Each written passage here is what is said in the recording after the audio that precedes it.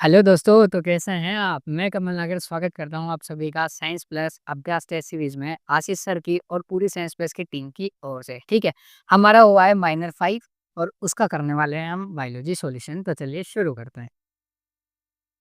ठीक है, एक कोशिकीय जीवों की विशेषता पूछ रहा है।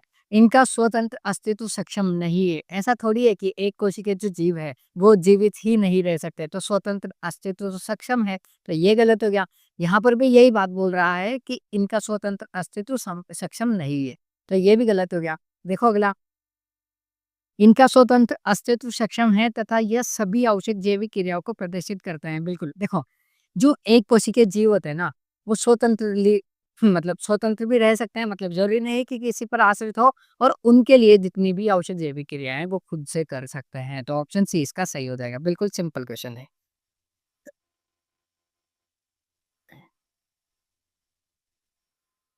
1 सेकंड। ठीक है, अगला क्वेश्चन। सभी कथन सत्य है केवल एक को छोड़कर। अब कौन-सा वाला कथन गलत है वो देखना है, ठीक है? प्रोकैरियोटिक कोशिका का संगठन मूलभूत रूप से समान होता है, बिल्कुल। जितनी भी प्रोकैरियोटिक कोशिका है, सबका संगठन सेम होता है, जो कंपोजिशन होता है ना, सब सेम होता है। प्रोकैरियोटिक कोशिका आकृति व कार्य में विविधता प्रदर्शित करती है, बिल्कुल। जो अलग-अलग टाइप के बैक्टीरिया होते हैं, वो सबकी आकृति अलग-अलग होती है, जैसे बेसिलस या फिर गोलाकार, कोमाकार, तो आकृति अलग होगी और कार्य भी अलग-अलग है, ठीक है? तो ये भी स्टेटमेंट सही है। कुछ प्रोकैरियोटिक कोशिकाओं में कोशिका भित्ति होती है। अब देखो, जितनी भी प्रोकैरियोटिक कोशिका है ना, उन सभी में कोशिका भित्ति होती है, सिवाय किसी एक को छोड़ के। अपवाद कौन है? अपवाद है माइकोप्लाज़्मा, ठीक है? माइकोप्लाज़्मा एक प्रोकैरियोट है, जिसमें कोशिका भित्ति नहीं होती है। लाजमा, पजामा लिखने में आ गया भाई। ठीक है ना? तो ऑप्शन सी सही हो जाएगा। अपवाद है, सभी कोशिका ज जो जितनी भी प्रोकैरियोटिक कोशिका है, सब में कोशिका भित्ति होती है, माइकोप्लाज़्मा में नहीं होती है, ठीक है? भित्ति से नहीं गिरे कोशिकांगों के सही विकल्प को चुनिए। ऐसे कोशिकांग जिनमें झिल्ली नहीं होती है, कौन-कौन से हैं? देखो, राइबोसोम बिल्कुल झिल्ली रहित है, कारक भी झिल्ली रहित है, लेकिन लाइसोसोम ये एकल झिल्ली युक्त है, तो ये गलत हो गया। पेरोक्सिसोम एकल झिल्ली युक्त है, तो ये गलत है। केंद्रिका झिल्ली रहित है, राइबोसोम भी झिल्ली रहित है। राइबोसोम, केंद्रिका और तारक के तीनों झिल्ली रहित है, तो तीनों कोशिकांग हो गए। देखो, ये 3 चीज़ें हैं कि कौन से कोशिकांग तो झिल्ली रहित है, कौन से एकल कोशिका वाले हैं, कौन से एकल झिल्ली वाले हैं, कौन से द्विझिल्ली वाले हैं। यार गले को पता नहीं क्या हो रहा है। तो द्विझिल्ली वाले में कौन-कौन आता है? देखो, एक तो केंद्रक आता है, ठीक है? केंद्रक के अलावा एक आता है माइटोकॉन्ड्रिया और एक आता है प्लास्टिड, ठीक है ना? अब ये जो तीनों कोशिकांग है ना, ये डबल मेम्ब्रेन होते हैं और इनका खुद का डीएनए भी इनके पास पाया जाता है, ठीक है? अब देखो अगला क्वेश्चन। यूकेरियोटिक कोशिका में सुसंगठित केंद्रक होता है, बिल्कुल होता है, यूकेरियोटिक कोशिका की विशेषता यही है, ठीक है? 70S तथा 80S दोनों प्रकार के राइबोसोम होते हैं। अब देखो, सभी स्टूडेंट को पता है कि 80S राइबोसोम तो यूकेरियोटिक की विशेषता है, और प्रोकैरियोटिक जो जीव होते हैं ना, उनमें पाए जाते हैं 70S राइबोसोम। लेकिन इधर देखो, जो यूकेरियोटिक कोशिका में माइटोकॉन्ड्रिया आता है ना, माइटोकॉन्ड्रिया और प्लास्टिड, ठीक है ना? इन दोनों में खुद का डीएनए पाया जाता है, उनके साथ ही क्या पाया जाता है? 70S राइबोसोम, क्योंकि ये भी एक तरीके से प्रोकैरियोटिक सेल ही है, लगभग-लगभग, क्योंकि इनमें खुद का डीएनए भी पाया जाता है और इन्हीं के अंदर क्या पाया जाता है? 70S ribosome. तो जैसे यूकेरियोटिक कोशिका में खुद का तो CS राइबोसोम पाया जाता है, जो ER पर होता है, और माइटोकॉन्ड्रिया और प्लास्टिड के अंदर 70S राइबोसोम पाया जाता है। तो मतलब यूकेरियोटिक कोशिका में 70S और 80S दोनों प्रकार के राइबोसोम पाए जाते हैं। 9+2 संगठन वाला कशाभिका पाया जाता है। बिल्कुल, जो कशाभिका होता है उसमें ट्यूब्यूल्स की व्यवस्था कितनी होती है? 9, 9 तो परिधि की ओर और 2 केंद्र में, ठीक है? जीव द्रव्य भ्रमण प्रदर्शित करता है। अब जीव द्रव्य भ्रमण देखो क्या होता है? साइटोप्लाज्मिक माइग्रेशन, जैसे एक तालाब है, ठीक है? अब वो तालाब स्थिर है तो उसका पानी स्थिर है। अब कोशिका में क्या होता है? जो पानी है ना, जो साइटोप्लाज्म हो गया, वो स्थिर नहीं होता है, वो इधर-उधर गति करता रहता है, ठीक है ना? उसमें कुछ हलचल होती रहती है, तो उनको क्या बोलते हैं? साइटोप्लाज्मिक माइग्रेशन, ठीक है? तो ये भी सही है। डीएनए स्टोन के साथ मिलकर जटिल हो जाता है और क्रोमैटिन बनाता है। तो ये डीएनए की पैकेजिंग में पढ़ते हैं कि डीएनए स्टोन के साथ मिलता है, तभी तो 2 ढाई मीटर लंबा जो डीएनए है वो लगभग एक कोशिका के छोटे से केंद्रक में आ जाता है। तो पैकेजिंग में वहाँ आता है। तो सारे स्टेटमेंट सही है, 1, 2, 3, 4 ऑल सभी सही है। ऑप्शन ए इसका सही आंसर हो गया, ठीक है? देखो, प्रत्येक तारक केंद्र की संरचना बैलगाड़ी के पहिए समान होती है, बिल्कुल। इसके परिधीय भाग में ट्यूबुलिन सूत्र का वलय होता है। यह परिधि या सूत्र कितनी सूक्ष्म नलिकाओं के बने होते हैं? अब देखो, जो सेंट्रियल होता है ना, उनमें ट्यूबुलिन की व्यवस्था कितनी होती है? 9+2 होती है, जिसमें 2 तो जो होते हैं, वो सेंटर में होते हैं और बाकी है ना 9 परिधि में होता है। अब ये 9 कैसे होता है? ऐसे 3-3 के ट्रिपलेट में होता है, ठीक है?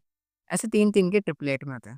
अब ये पूछ रहा है कि परिधि में टोटल कितने हैं? तो देखो, ये एक ट्रिपलेट है। अब ट्रिपलेट में कितने हैं? 3। अब ऐसी व्यवस्था कितनी पाई जाती है? 9। तो टोटल कितने हो गए? 27, ठीक है ना?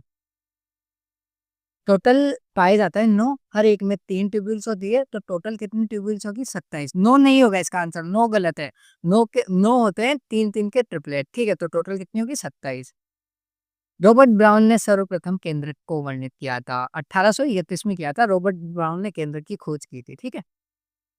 निम्न में से कौन-सा कोशिका कला के कार्य है? अब देखो, कोशिका झिल्ली के कार्य हैं। कौन-कौन से? कोशिका में परासरण विभव को बनाए रखना, बिल्कुल। परासरण विभव क्या होता है? देखो, कोशिका में किसी भी आयन की सांद्रता कोशिका झिल्ली पर निर्भर करती है कि अगर किसी आयन की सांद्रता कम है, तो कोशिका झिल्ली उसको अंदर लेती है और किसी आयन की सांद्रता ज़्यादा है, तो कोशिका झिल्ली इसको बाहर निकालती है। तो उसको क्या बोलते हैं? परासरण विभव, ठीक है? तंत्रिका संवहन में सहायता करना। अब तंत्रिका संवहन देखो, नर्व कंडक्शन में कैसे कोशिका झिल्ली सहायता करते हैं। जो तंत्रिका कोशिका होती है, आपने देखा होगा तंत्रिका कोशिका की झिल्ली को बोलते हैं एक्सोलेमा, ठीक है ना?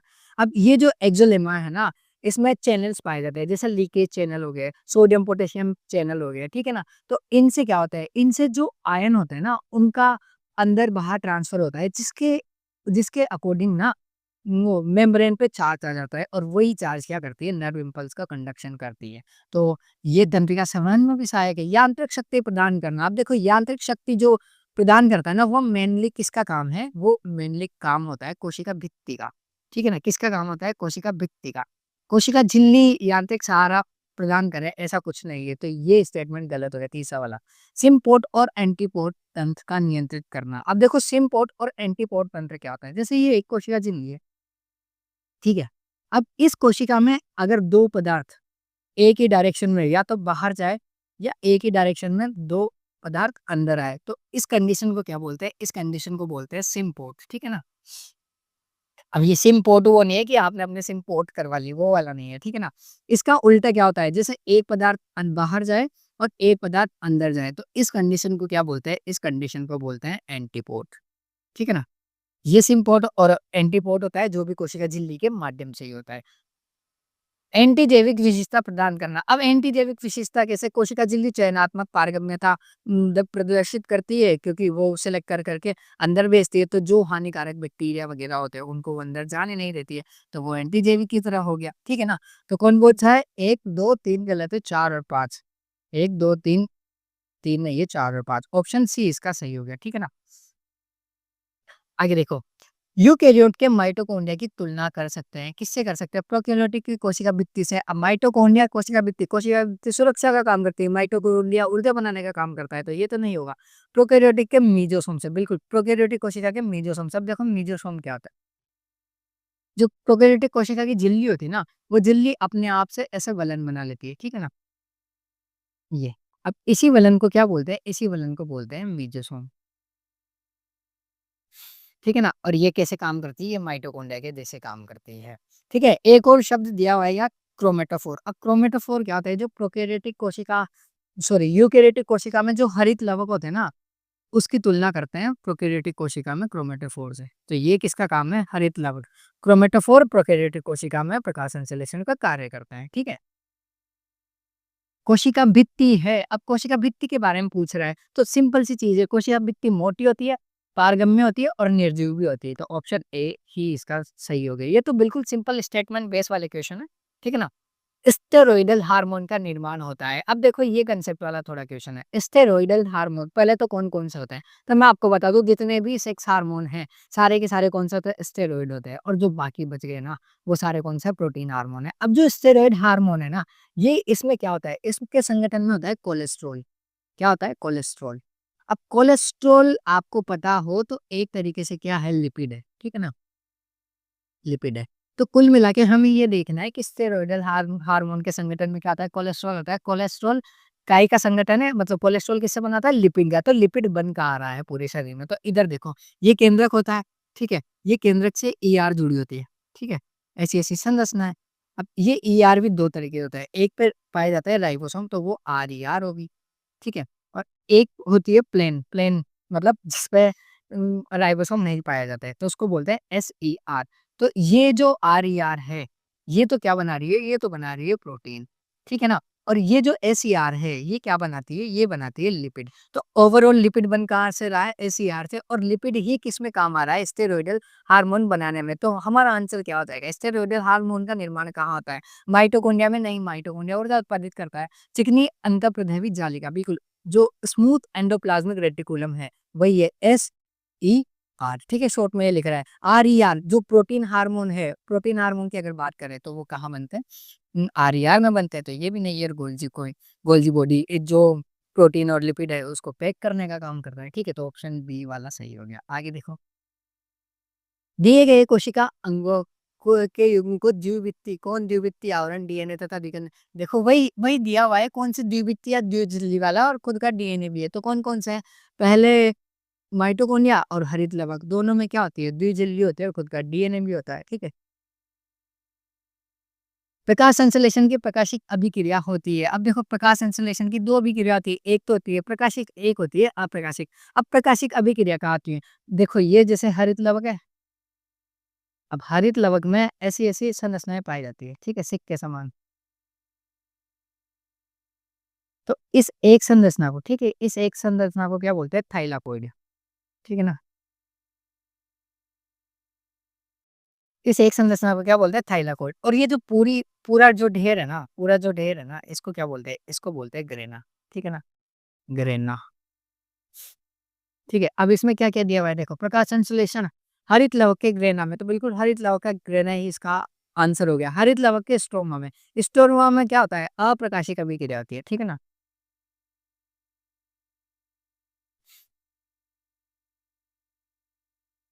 ठीक है? हरित लवक की अंतर्वृत्तीय ये प्रोटॉन प्रवणता के लिए जिम्मेदार होती है अभिक्रिया, ठीक है ना? प्रोटॉन प्रवणता आप अलग से पढ़ोगे, है ना? और एक और चीज़ मैं यहाँ बताता हूँ, एक और चीज़ होती है, जैसे ये थाइलाकोइड है, अगर मैं इस थाइलाकोइड को ज़ूम कर दूँ, ऐसे ज़ूम करके मैंने ये बाहर निकालना है यहाँ से, ठीक है ना? तो इसके अंदर पाए जाते हैं ऐसे छोटे-छोटे कण, ठीक है ना? इन कणों को क्या बोलते हैं? इनको बोलते हैं क्वांटासोम। ठीक है ना? अगर मान लो यहाँ पर ग्रेना की जगह थाइलाकोइड आ जाए तो वो भी सही रहेगा, और थाइलाकोइड की जगह क्वांटासोम भी लिख देना तो वो भी सही रहेगा। तो जो प्रकाश संश्लेषण की इकाई होगी, मूल इकाई हरित लवक के अंदर, वो क्या है? वो क्वांटासोम क्वांटासोम है, और क्वांटासोम को प्रकाश संश्लेषण की इकाई कहा जाता है। ठीक है? क्लियर है ना? अब देखो आगे। निम्न में से गोल्जी गाय के लिए कौन सा कथन असत्य है? गोल्जी गाय के लिए पूछा है और गलत बताना है, ठीक है? शीर्ष सतह निर्माणकारी भाग है, ट्रांस सतह वयस्कीकरण भाग है, इसकी खोज कैमिलो गोंजी। देखो, पहले तो ये शीर्ष और ट्रांस सतह समझो। ये हमारे शरीर में केंद्रक होता है, अभी मैंने बना के बताया था, ठीक है? इससे वापस मैं जोड़ रहा हूँ क्या? एंडोप्लाज्मिक रेटिकुलम, ठीक है? एंडोप्लाज्मिक रेटिकुलम ऐसे जुड़ गई ईआर। अब यहाँ पर ना, ये तो देखो, ऐसे-ऐसे करके स्ट्रक्चर पाई जाती है जिसको हम बोलते हैं गोल्गी बॉडी, ठीक है? ऐसा नलिकाओं जैसे। इसका संगठन अलग होता है, सिस्टर्नी वेसिकल सब मिलके बना होता है, लेकिन अभी वो काम का नहीं है। आप सिंपल ये समझो कि ऐसे-ऐसे गोल्जी बॉडी की स्ट्रक्चर होती है, ठीक है ना? अब ये गोल्जी बॉडी है, अब गोल्जी बॉडी है, तो अभी मैंने क्या बताया था कि ये जो है ना आर-ई-आर, इस पे पाए जाते हैं राइबोसोम, तो ये आर-ई-आर होगी, ठीक है ना? और ये नीचे वाली होगी एस-ई-आर। अब ये जो आर-ई-आर है, ये तो बनाएगी क्या? प्रोटीन। अभी जस्ट बताया मैंने सारा काम, ये किसको बनाएगी? प्रोटीन को। और ये एस-ई-आर है, ये क्या बनाएगी? लिपिड, ठीक है ना? ये लिपिड बनाएगी। अब ये जो प्रोटीन और लिपिड इसने बनाए ना, क्या बोलते हैं? एंडोप्लाज्मिक रेटिकुलम में, ये दोनों मिलके कहाँ जाएँगे? ये दोनों मिलके आएँगे इधर, गोल्जी बॉडी के पास। अब जो गोल्जी बॉडी की स्ट्रक्चर है, उसमें देखो ये जो अंदर धँसा हुआ भाग है ना, इसको तो क्या बोलते हैं? सिस, ठीक है ना? सिस, इसको इस पार्ट को बोलते हैं सिस। और इधर जो उभरा हुआ है ना ये, जो अवतल सतह है, इसको क्या बोलते हैं? ट्रांस, सॉरी, उत्तल सतह, TRANS। इस भाग को बोलते हैं ट्रांस। अब देखो होता क्या है? देखो, यहाँ से प्रोटीन बना, प्रोटीन आया, यहाँ से लिपिड बना, लिपिड आया। अब मैंने क्या बोला था कि गोल्जी बॉडी क्या करता है, ये जो प्रोटीन और लिपिड है ना, इनका पैकिंग कर रहा है। पैकिंग का मतलब इनमें ग्लूकोज मतलब शर्करा ऐड करता है, तो ये ग्लाइकोप्रोटीन बनता है और ये ग्लाइकोलिपिड बनता है। अब देखो, ये यहाँ से एंटर हुए इस वाले भाग में, गोल्जी बॉडी के इस वाले सिस वाले भाग में एंटर हुए, तो यहाँ से ही इनका ग्लाइकोप्रोटीन और ग्लाइकोलिपिड बनने का सफर शुरू हो जाता है। तो ये क्या है, निर्माणकारी भाग यहाँ से शुरू हो रहा है, ठीक है ना। ये ऐसा उभरा हुआ रहता है, मतलब अंदर धसा हुआ रहता है, तो ये क्या है, निर्माणकारी भाग है जो शीश वाला है। तो अब देखो, शीश सतह निर्माणकारी भाग है, यहाँ से निर्माण होना प्रारंभ होता है। अब देखो, निर्माण होते होते होते होते ये ट्रांस वाले भाग से एंटर करते हैं, यहाँ से बाहर निकलते हैं, तो पूरे मेच्योर हो जाते हैं, पूरे परिपक्व हो जाते हैं, ग्लाइकोप्रोटीन और ग्लाइकोलिपिड बन के बाहर निकलते हैं। तो ये वाला भाग क्या हो गया, ट्रांस सतह वयस्क के कारण, मतलब मेचुरेशन पार्ट है, ठीक है ना। दोनों लाइन आ गई समझ में, ये निर्माणकारी कैसे है, ये मैच्योरेशन कैसे है। अब देखो आगे, इसकी खोज कैमिलो गोल्जी ने 1891 में की थी। बिल्कुल, खोज तो कैमिलो गोल्जी ने की थी, लेकिन आगे देखो क्या लिखा है, जब उसने केंद्रक के समय गहरे अभिरंजित ताराकृत संरचनाओं को देखा। अब देखो, कैमिलो गोल्जी ने जब इसकी खोज की थी ना, तो वो की थी क्या, क्या बोलते हैं, गोल्जी कॉम्प्लेक्स के रूप में, ठीक है ना। गोल्जी कॉम्प्लेक्स के रूप में खोज की थी, मुझे एग्जैक्ट वर्ड याद नहीं आ रहा है, दिमाग से निकल गया, ठीक है। ये जो ताराकृत संरचनाओं की जो बोल रहा है ना, वो ER है, ठीक है ना। जबकि इसकी खोज किसके रूप में की थी, गोल्जिकाय संकुल के रूप में, ऐसे कॉम्प्लेक्स याद नहीं आ रहा एक्चुअल। मतलब ये ताराकृत संरचना है, तो ER के बारे में लिख रहा है, कुल मिला के बात ये है, और ये गलत है, ठीक है। ठीक है, तो ऑप्शन कौन सा सही हो जाएगा, इसका सी ऑप्शन सही हो जाएगा, ठीक है। दिमाग से निकल गया, अभी तो याद ही था मुझे। निम्न में से गोल्जी अपरेटस याद आ गया। इसकी खोज किसके रूप में की थी, गोल्जी अपरेटस,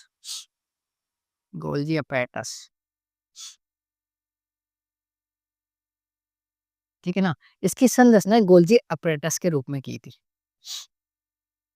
इसकी खोज गोल्जी अपरेटस के रूप में की थी, पता नहीं क्या बोल रहा हूँ मैं, ठीक है। निम्न में से कौन सा कोशिका अंग युग्म को आदिम प्रोकैरियोटिक माना जाता है, जिसमें द्विकला आवरण, या तीसरा क्वेश्चन है मेरे हिसाब से इस पेपर का, जो ये पूछ रहा है कि झिल्ली से रिलेटेड। अब देख लो तुम, झिल्ली वाले कोशिकाओं तो कतई याद कर लेना कि एकल झिल्ली वाले कौन से हैं, द्विझिल्ली वाले कौन से हैं, और झिल्ली रहित कौन से हैं, क्योंकि इसी पेपर में 3 बारी तो पूछ लिया। अब कौन कौन सा होगा, पहले लवक दिया था माइटोकॉन्ड्रिया के साथ, अभी क्या दे दिया, केंद्रक दे दिया माइटोकॉन्ड्रिया के साथ, तो ये तो सीधा याद ही करना है तुम्हें, ठीक है। मध्यावस्था गुणसूत्र में होता है। अब देखो, गुणसूत्र में क्या क्या होता है, मध्यावस्था गुणसूत्र जैसे समझो, जो क्या बोलते हैं, मेटाफेज स्टेज होती है, इसमें क्या होता है, गुणसूत्र जो होते हैं, चार चार वाला बनाता हूँ चलो। गुणसूत्र जो होते हैं ना, वो ऐसे होते हैं, ठीक है। तितली नहीं है, ये गुणसूत्र है, ठीक है, ऐसे होते हैं। अब मैंने 2 बना दिए, ये पूरे 46 होता है,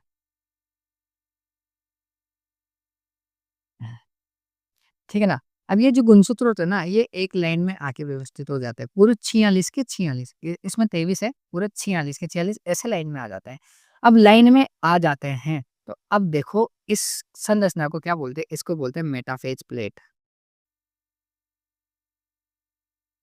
मेटाफेज PLATE, ये सबने पढ़ा हुआ है, कोशिका विभाजन सबने ढंग से पढ़ा हुआ है। अब काम की चीज क्या है, काइनेटोकोर, टेलोमियर और गुणसूत्र बिंदु क्या क्या होता है, देखो ये जो होता है ना, गुणसूत्र बिंदु, ये जो संरचना बनाई है ना मैंने गोल गोल दोनों के बीच में, उसको बोलते हैं गुणसूत्र बिंदु। अब देखो, ये एक जगह आकर इकट्ठे हो गए, अब जब अगली कोशिका अवस्था आएगी ना, तो उसमें क्या होगा, स्पिंडल फाइबर बनेंगे। अब स्पिंडल फाइबर बनते कैसे, देखो यहाँ पाए जाते हैं क्या, सेंट्रियोल, ठीक है ना। ये पूरी एक कोशिका मान लेता हूँ मैं, है ना, ये कोशिका के अंदर का काम चल रहा है, ये सेंट्रियोल पाया जाता है। अब सेंट्रियोल से क्या होता है, यहाँ से निर्माण होता है किनका, ये तर्कु तंतुओं का, स्पिंडल फाइबर्स का, ठीक है ना। अब ये क्या करेंगे, ये तर्कु-तंतु इन गुणसूत्रों को अलग करने के लिए ऐसे खींचेंगे। तो खींचने के लिए गुणसूत्र पे जिस जगह ये जो मैंने बनाई है ना पिंक कलर से, ये जो 2 डिस्क, ठीक है ना, दोनों साइड एक-एक, इनको ही क्या बोलते हैं, इनको बोलते हैं काइनेटोकोर्स, ठीक है ना। ये पिंक कलर की क्या है, काइनेटोकोर। अब ये बोल रहा है कि एक गुणसूत्र में कितने होते हैं, तो देखो एक गुणसूत्र में मैंने कितनी बनाई, ये 2, तो 2 काइनेटोकोर होती है, तो बिल्कुल ये बात सही है। अब आ जाओ टेलोमियर पे, अब टेलोमियर क्या होता है, ठीक है। देखो, ये जो तितली के पंख है ना, ये जो तितली के पंख है, ये ये और ये इन सबको क्या बोलते हैं, टेलोमियर, मतलब गुणसूत्र खंड बोलते हैं। तो ये कितने हैं? 1, 2, 3, 4 4 है तो 4 टेलोमियर, बिल्कुल 4 टेलोमियर। एक गुणसूत्र बिंदु जो मैंने बना ही रखा है पीला वाला ये वाला, ठीक है ना? तो एक गुणसूत्र में एक गुणसूत्र बिंदु है तो तीनों चीज़ें सही है। तो ऑप्शन क्या हो गया? उपयुक्त सभी आंसर इसका सही हो गया, ठीक है? ऐसे समझा करो एक-एक चीज़ को कि क्या होता है, क्या नहीं होता। आगे देखो, हिस्टोन प्रोटीन है, सदैव सारी सदैव अम्लीय, कुछ सारे कुछ अम्लीय। अब देखो यहाँ पे एक ट्रिक है। ट्रिक क्या है? देखो ट्रिक नहीं है मतलब ये बहुत समझदारी वाला क्वेश्चन है। बहुत सारे लोगों के गलत हुआ होगा या बहुत सारे कन्फ्यूज़न में कि इसको कैसे मैनेज करना है। तो इधर समझो पहले तो हिस्टोन एक धनात्मक अणु है। धनात्मक मतलब पॉजिटिवली चार्ज होता है, ठीक है? हिस्टोन पे कौन-सा चार्ज होता है? Positively charge. जभी तो डीएनए की पैकेजिंग सही संभव हो पाती है। डीएनए खुद क्या है? नेगेटिव चार्ज है और हिस्टोन क्या है? वो पॉजिटिवली चार्ज है। अब देखो ये पॉजिटिवली चार्ज होता है तो उसका कारण क्या होता है? उसका कारण होता है 2 अमीनो एसिड कौन-कौन से? एक तो होता है लाइसिन और एक होता है आर्जिनिन आर्जिनिन। अब देखो ये जो 2 अमीनो एसिड है ना, इन दोनों की वजह से क्या होता है? ये पॉजिटिव चार्ज होता है इस पर। अब मैं आप सब लोगों को ये बता दूँ कि ये जो अमीनो एसिड है ना लाइसिन और आर्जिनिन, इनकी ही एक्चुअल में प्रकृति कौन-सी होती है? क्षारीय। अब ये दोनों क्षारीय प्रकृति के हैं तो हिस्टोन प्रोटीन भी कौन सा हो गया? क्षारीय प्रकृति का। तो इसमें ऑप्शन क्या आ जाएगा? सदैव क्षारीय। यहाँ का ये क्वेश्चन था अगर आप लोगों को ये पता है कि इसमें ये 2 अमीनो एसिड पाए जाते हैं लाइसिन और आर्जिनिन जो दोनों क्षारीय प्रकृति के, तो इसके अकॉर्डिंग हिस्टोन कौन-सा हो जाएगा? क्षारीय हो जाएगा, ठीक है? अब देखो अम्लीय। बहुत सारे बच्चों ने ये दिमाग लगाया होगा कि डीएनए क्षारीय प्रकृति का होता है तो हिस्टोन अम्लीय प्रकृति का होता है इसलिए अम्लीय क्षार मिल जाते हैं, लवण बना देते हैं। अलग ही मतलब जो डीएनए की पैकेजिंग है ना उसमें से दिमाग लगाते हैं। मुझे बोला था किसी ने ऐसा तो मुझे ये पता है, ठीक है ना? कोशिका में फेगोसोम्स का बनना किसका परिणाम है? अब एक टर्म आई है फेगोसोम्स। अब फेगोसोम समझते हैं क्या होता है, ठीक है? तभी इसका आंसर पता चलेगा। देखो 2 चीज़ें होती है, एक तो होती है सेल ईटिंग, ठीक है ना? सेल ईटिंग मतलब सेल कुछ खा रही है, ठीक है ना? और एक होती है सेल ड्रिंकिंग। अब ड्रिंकिंग का मतलब सिर्फ दारू पीना नहीं होता, सेल ड्रिंकिंग मतलब तरल पदार्थ, ठीक है ना? ईटिंग का मतलब सॉलिड पार्टिकल्स, ठीक है ना? तो ये किसके लिए है? सॉलिड पार्टिकल्स के लिए और ये किसके लिए? लिक्विड के लिए। अरे! लिक्विड के लिए, ठीक है ना? अब देखो सेल ईटिंग में क्या होता है जब कोई कोशिका होती है ठीक है ये कोशिका है अब ये किसी ठोस पदार्थ को अपने अंदर लेती है ना तो एक स्ट्रक्चर बनती है कैसे मैं जैसे अमीबा देखा है आप अमीबा स्यूडोपोडिया बना के ऐसे भोजन को अंदर लेता है ऐसे उसको कैच कर लेता है तो ये भी ऐसी स्ट्रक्चर है ठीक है ना ये सॉलिड पार्टिकल अंदर आ गया ठीक है ना ये कोशिका के अंदर आ गया तो ये सॉलिड पार्टिकल जैसे ही अंदर आता है इस स्ट्रक्चर को क्या बोलते हैं इसको बोलते हैं फेगोसोम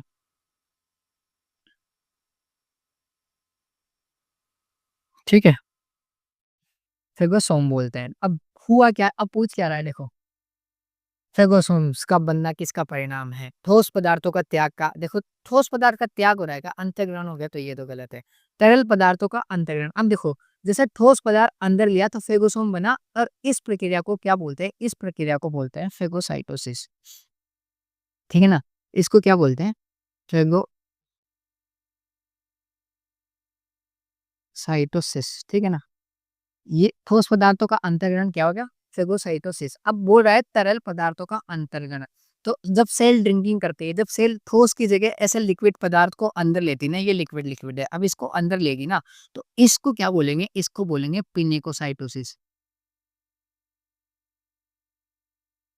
ठीक है ना? इसको क्या बोलेंगे? पिनेकोसाइटोसिस। तो फेगोसाइटोसिस और पिनेकोसाइटोसिस 2 हो गया। तो ऑप्शन कौन-सा हो गया? ठोस पदार्थों के त्याग को नहीं, तरल पदार्थों के अंतर्ग्रहण को तो उसको पिनेकोसाइटोसिस बोलते हैं। नहीं, ठोस पदार्थों के अंतर्ग्रहण को। तो बिल्कुल सी सही हो जाएगा।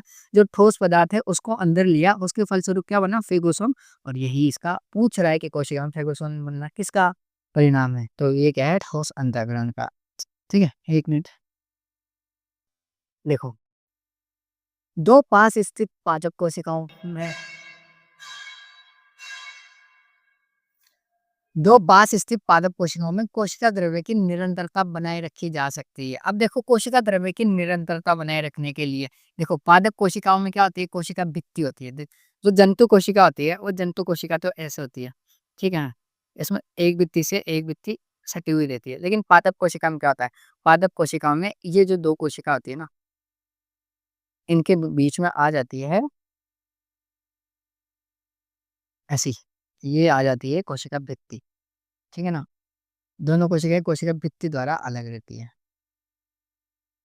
लेकिन यहाँ पर इनके बीच में एक कनेक्शन पाया जाता है ऐसे पाइप के जैसे, ये, ठीक है ना। ये जो कनेक्शन बन गया ना, ये यहाँ पर झिल्ली इरेगुलर है, कंटिन्यू नहीं है, तो ऐसा एक कनेक्शन बन जाता है ट्यूब लाइक, जिसको क्या बोलते हैं, इसको बोलते हैं प्लाज्मोडेस्माटा। और इसी वजह से जो दोनों का जीव द्रव्य है वो एक दूसरे में निरंतर, मतलब ऐसे कोशिका द्रव्य की निरंतरता बनी रहती है, मतलब इधर-उधर आता-जाता रहता है। तो क्या रीज़न है इसका, डेस्मोट्यूबुल्स। देखो ये जो प्लाज्मोडेस्माटा है, इसको ही क्या बोलते हैं, डेस्मोट्यूबुल्स, ठीक है। डेस्मोसोम्स, साइड जंक्शन और गैप जंक्शन तीनों के तीनों जंतु कोशिकाओं में पाए जाते हैं, तो वैसे ही सही हो गया, पादप कोशिकाओं का एक ही दिया हुआ था डेस्मोट्यूबुल्स द्वारा, ठीक है।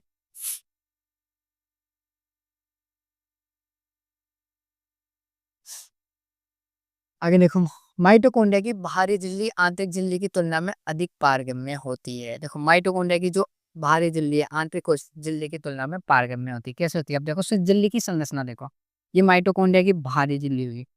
अब आंतरिक जो झिल्ली होती है ना, आंतरिक झिल्ली पे ऐसे कुछ अंतर्वलन पाया जाता है, ठीक है।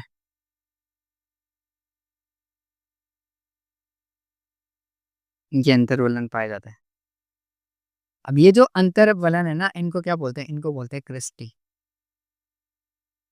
क्रिस्टी इन अंदर को बोलते हैं, है ना? और बाहरी दिल्ली प्लेन होती है। प्लेन मतलब वो प्लेन डोसा, मसाला डोसा, सांभर डोसा वो वाली नहीं, मतलब उसपे कुछ भी नहीं पाया जाता है। अब देखो क्या लिखा हुआ है, क्योंकि यह तुलनात्मक रूप से पतली है, पतली परत है। देखो पारगम्यता का पतला होना, मोटा होना उस पर निर्भर नहीं करती, तो ये तो गलत हो गया, क्योंकि इसमें क्रिस्टी अनुपस्थित होते हैं। अब क्रिस्टी अनुपस्थित, इसमें क्रिस्टी उपस्थित है, तो वो अलग काम के लिए है। क्रिस्टी अनुपस्थित होते हैं, ये बात तो सही है, लेकिन उसका काम अलग है, पारगम्यता के लिए नहीं है, तो ये भी गलत हो गया, क्योंकि इसमें पोरेन्स उपस्थित होते हैं, बिल्कुल।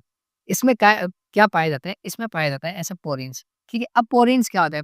पोरेन्स एक तरह से क्या होता है? प्रोटीन्स होता है, ठीक है ना? जो किन्हीं आयनों का, अणुओं का ट्रांसपोर्टेशन के लिए ज़रूरी होते हैं। माइटोकॉन्ड्रिया में जो भी अणु अंदर-बाहर आते हैं, वो किसके ऊपर डिपेंड करता है? पोरेन्स के ऊपर, ठीक है? ऑप्शन सी सही हो गया। 1 मिनट। देखो तारक केंद्रों में रेडियल स्पोक्स, देखो स्पोक्स के पूछा है, सूत्रकों में सूक्ष्म नलिकाओं को जोड़ता है। अब पहली बात तो ये समझो, तुमने देखी होगी बचपन में साइकिल, साइकिल का देखा होगा टायर। अब टायर कैसा होता है, देखो ऐसे साइकिल का टायर है, यहाँ बीच में एक जॉइंट होती है जिसको क्या बोलते हैं, धुरी बोलते हैं, धुरी, है ना।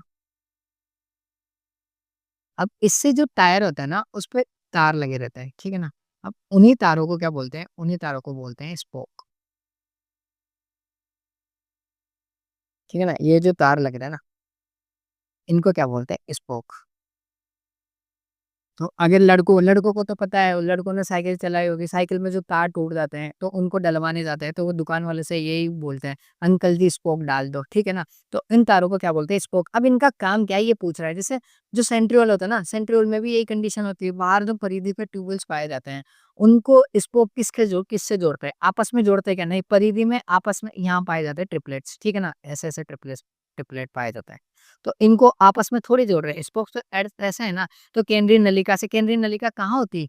इसमें तारक केंद्र में 9 प्लस 0 होता है, तो केंद्रीय नलिका होती नहीं है, तो किससे जोड़ते हैं? धुरी से जोड़ते हैं, केंद्रीय धुरी से जोड़ते हैं, ठीक है ना। ऑप्शन सी इसका सही हो गया। आनुवांशिकता के नियंत्रण में केंद्र का महत्व है, यह तथ्य किस प्रयोग पर सिद्ध किया गया था? तो देखो एक साइंटिस्ट हुआ है लगभग 1930-40 में, ठीक है ना, 1930-40 में। उसका नाम था हैमरलिंग, ठीक है ना। हेमरलिंग नाम का एक साइंटिस्ट हुआ है 1930-40 में। इसने क्या किया, जो एक एसिटा बुलेरिया नाम की हरित सेवाल है, ये क्या है? हरित सेवाल। ठीक है? ये बहुत बड़ा विशाल हरित सेवाल है। इसको उठाया, इसका केंद्रक निकाला, साइड में रखा, अब उसमें परिवर्तन करवाए। तो जब तक इसने देखा कि जब-जब केंद्रक है, तो इसने जो परिवर्तन किए वो अगली पीढ़ी में स्थानांतरित हो गए। लेकिन जैसे इसने केंद्रक बाहर निकाला, तो अब जो परिवर्तन इसने किए वो अगली पीढ़ी में जा नहीं रहे। तो कुल मिला के इसने क्या देखा कि जो आनुवंशिक पदार्थ है ना, वो कहीं न कहीं केंद्रक के अंदर है। क्योंकि केंद्रक जैसे इसने बाहर निकाला तो आनुवंशिक पदार्थों का स्थानांतरण हुआ नहीं। तो ये किसने सिद्ध किया था? हेमरलिंग ने सिद्ध किया था। किस पर प्रयोग किया था? एसिटा बुलेरिया नाम के हरित शैवाल पे, जो एक विशाल शैवाल है, ठीक है ना? तो ऑप्शन कौन सा हो गया? डी। ये पूछा था आनुवांशिकता के नियंत्रण में केंद्रक का महत्व। तो केंद्रक की खोज, मतलब केंद्रक के बारे में सबसे पहले जब भी पता चला था कि आनुवांशिकता में जो महत्वपूर्ण पदार्थ होता है डीएनए, वो कहीं नहीं का कहीं केंद्रक के अंदर ही होता है, ठीक है ना? गुणसूत्र, जिसमें गुणसूत्र बिंदु सेंट्रोमियर गुणसूत्र के मध्य से हटकर, कुछ हटकर जिसके परिणाम स्वरूप एक छोटी भुजा एक बड़ी भुजा बनती है, कहलाती है। अब देखो, गुणसूत्रीय बिंदु जो होता है ना, सेंट्रोमियर, उसके अकॉर्डिंग गुणसूत्र 4 टाइप के होते हैं। तो सबसे पहले देखो, एक तो होता है मीजोसेंट्रिक या मेटासेंट्रिक, एक होता है सब मीजोसेंट्रिक,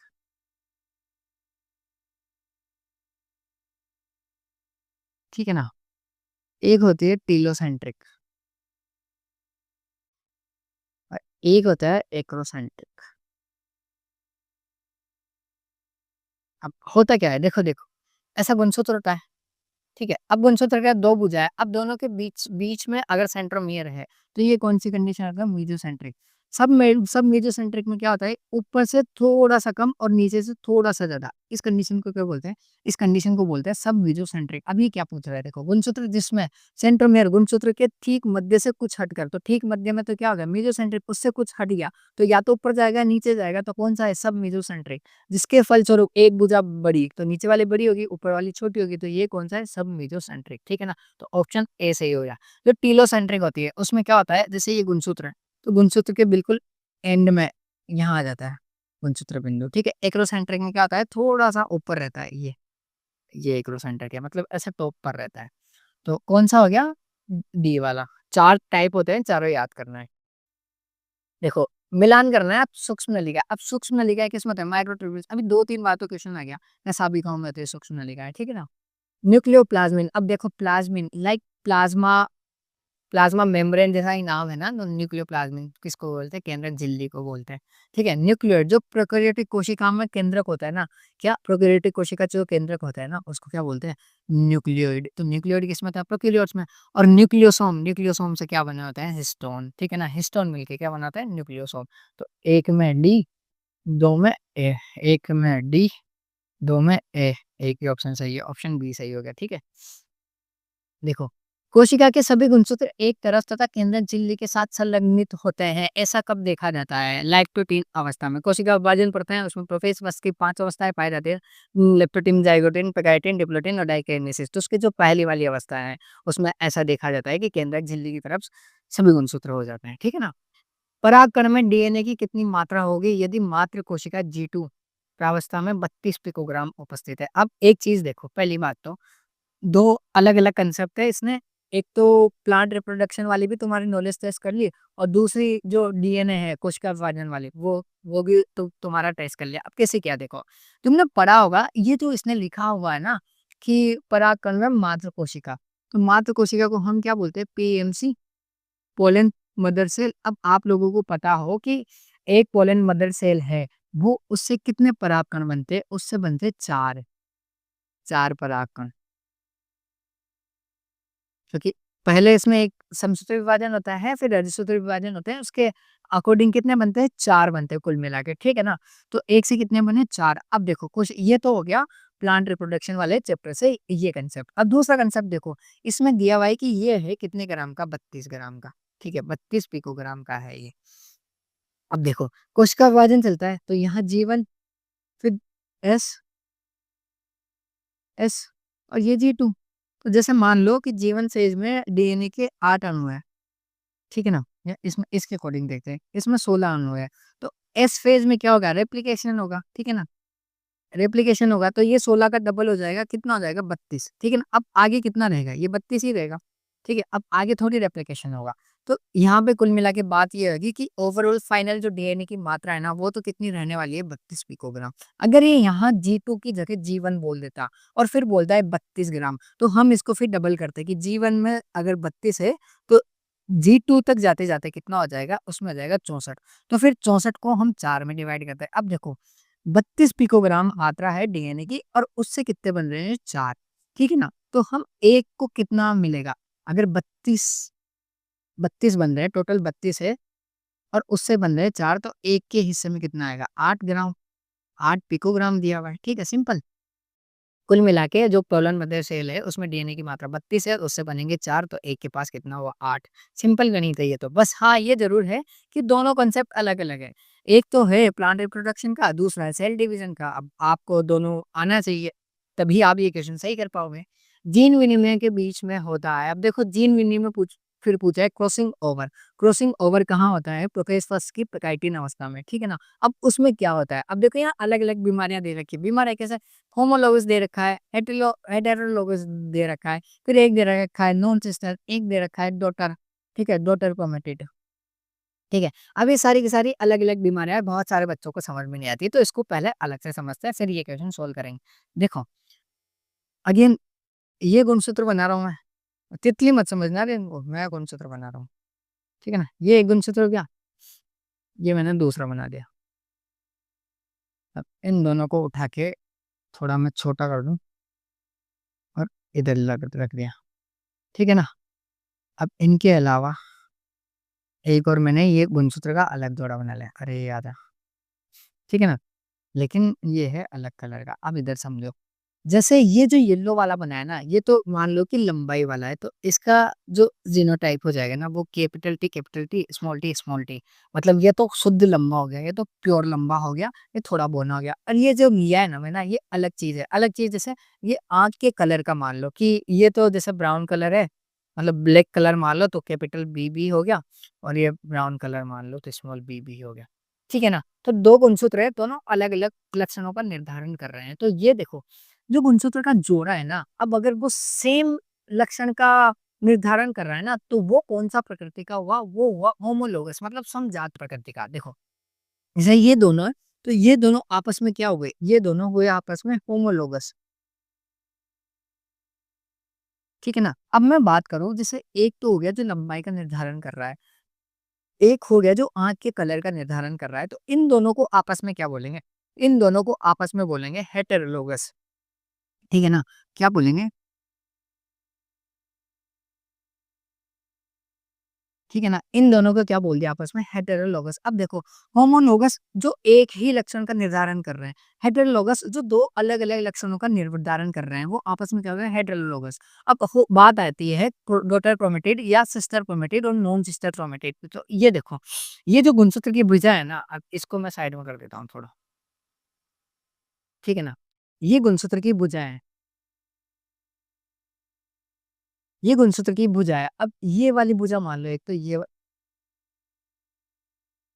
जैसे ये वाली जो भुजा है, ठीक है?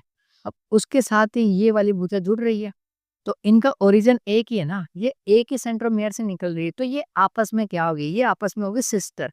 क्या होगी ये? सिस्टर, या फिर इनको बोलते हैं डॉटर। इसको क्या बोलते हैं? ये होगी जो मैंने बनाई है ना येलो कलर से, ये क्या होगी? Sister chromatid.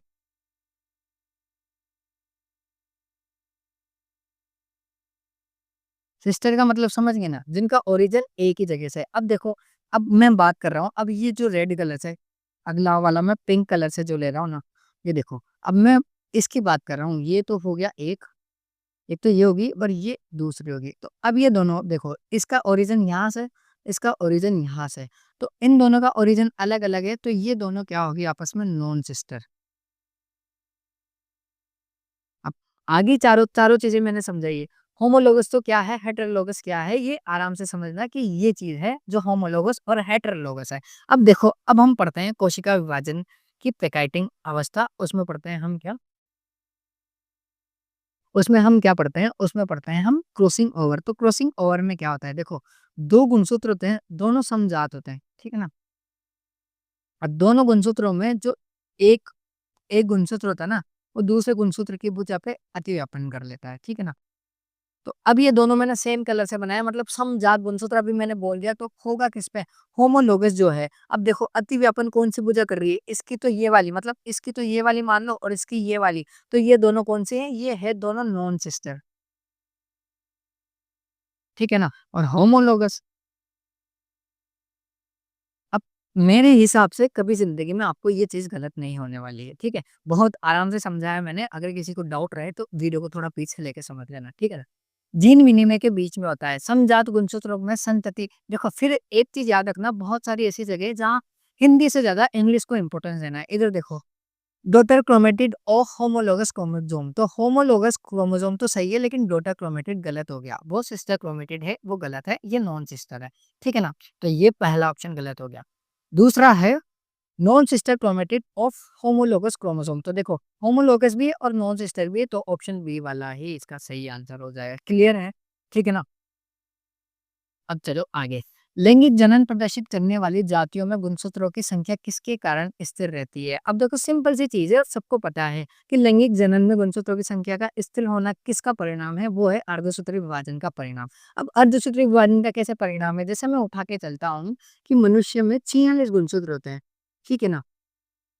46 गुणसूत्र है। अब जैसे मान लो ये नर है, ये मादा है, ठीक है? अब इनमें अगर मैं समसूत्री विभाजन ही करवाऊँगा, ठीक है ना? तो इनमें कितने-कितने युग्म कराएँगे? 46, तो वापस 46 आ गए, ठीक है? इधर भी वापस 46 आ गए। अब जब ये दोनों का मिलन होगा तो ये कितने हो जाएँगे? ये हो जाएँगे 92, ठीक है ना? अब 92 हो गए, अब जो इनके जो संतति होगा उसमें कितने गुणसूत्र चले गए? 92, तो दूसरी संतति में भी कितने रहेंगे? 92। अब वो दोनों का जब आपस में क्रॉस होगा तो वो कितना हो जाएगा? वो 180 से भी ज़्यादा चला जाएगा। तो इसमें तो क्या होगा? गुणसूत्र बदल गया ना, यहाँ 46 है, यहाँ 92 है। लेकिन हम में क्या रह रहा है, हम में सेम रहना है। अब वो सेम रहने का क्या रीज़न है? इधर देखो, सेम रहने का रीज़न क्या है?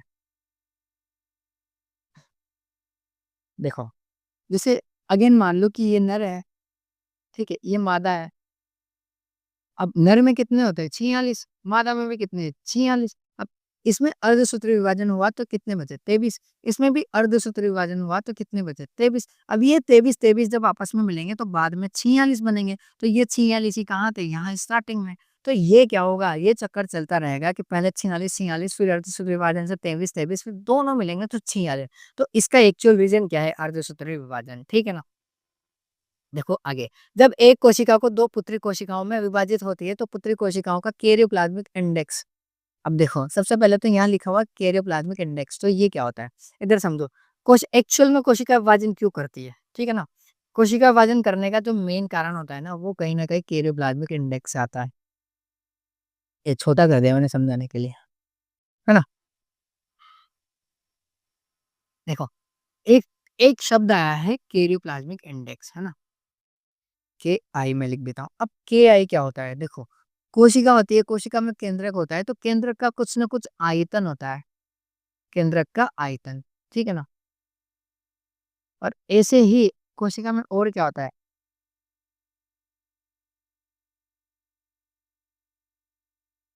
केंद्रक का आयतन। ऐसे ही इसमें क्या होता है? इसमें होता है साइटोप्लाज़्म, तो कोशिका द्रव्य का आयतन,